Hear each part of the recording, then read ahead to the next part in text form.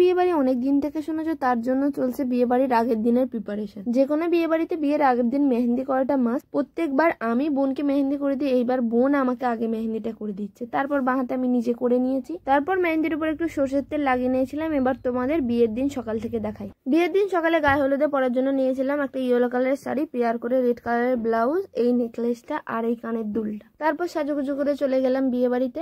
আমার বন্ধুর নাম হলো সুস্মিতা, যার সাথে বিয়ে হচ্ছে তার নাম হলো রাকেশ। সুস্মিতার বাড়িতে পৌঁছে আগে সুস্মিতার সঙ্গে অনেকটা গল্প হলো। বিয়ের জন্য ওর মুখের গ্লেজটা যেন আরো ভালো লাগছে। কিছুক্ষণ গল্প করার পরেই গায়ে হলুদের তত্ত্ব চলে এসছে।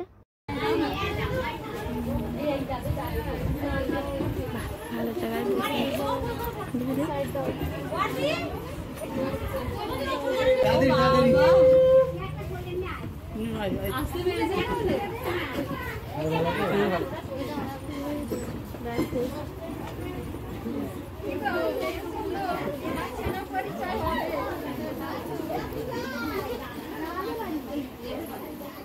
গায়ে হলুদের তত্ত্ব যেহেতু চলে এসছে, আর দেরি না করে সুস্মিতার গায়ে হলুদটা শুরু হলো।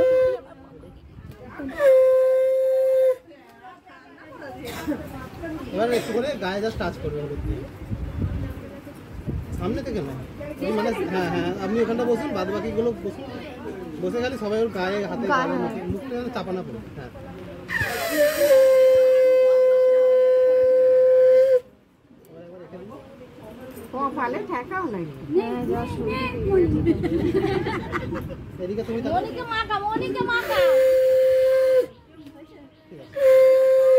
গায়ে হলুদ শেষ হলে এত ঝমঝমিয়ে বৃষ্টি এসেছিল যে পুকুরে স্নান করতে যাওয়ার ভিডিওটা আমি করতেই পারিনি। আমরা চলে এসেছিলাম হলে। খাওয়া দাওয়ার ব্যবস্থা এখানেই করা হয়েছিল।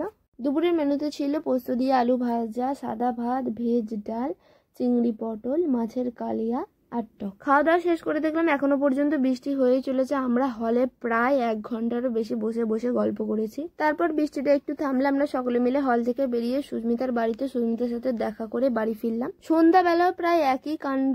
প্রায় 8:45 পর্যন্ত একটানা বৃষ্টি হয়ে গেছে। তার মধ্যেই আমরা রেডি হয়েছি। রেডি হয়ে প্রায় 9টা নাগাদ গিয়েছিলাম। হলে বিয়ে বাড়ি হলে এটাই একটা সুবিধা, একবার পৌঁছাতে পারলে আর কোনো চিন্তা নেই, জল হোক ঝড় হোক যাই হোক না কেন। আমাদের ব্রাইড তো সেজে গুজে রেডি, সকলের সঙ্গে এখন ছবি তুলতে ব্যস্ত। এদিকে দেখলাম বরের গাড়িও চলে এসছে। বর আসার উপলক্ষে তো প্রচুর বাজি ফাটানো হয়েছে।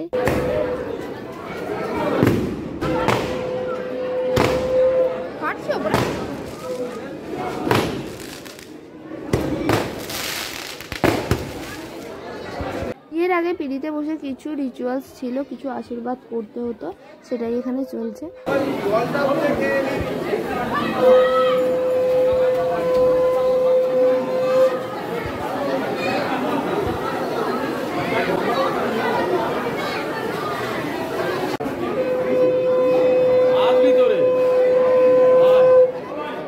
তারপর আমরা কিছু স্টার্টার খেলাম। স্টলে ছিল chicken pakora, coffee, phuchka, mango juice. 15টা পর্যন্ত তো প্রচুর বৃষ্টি হয়েছিল, তাই হয়তো কেউ আসতে পারেনি। এখন দেখো ভিড়ে ভিড়। এখন বাজে প্রায় 10:30।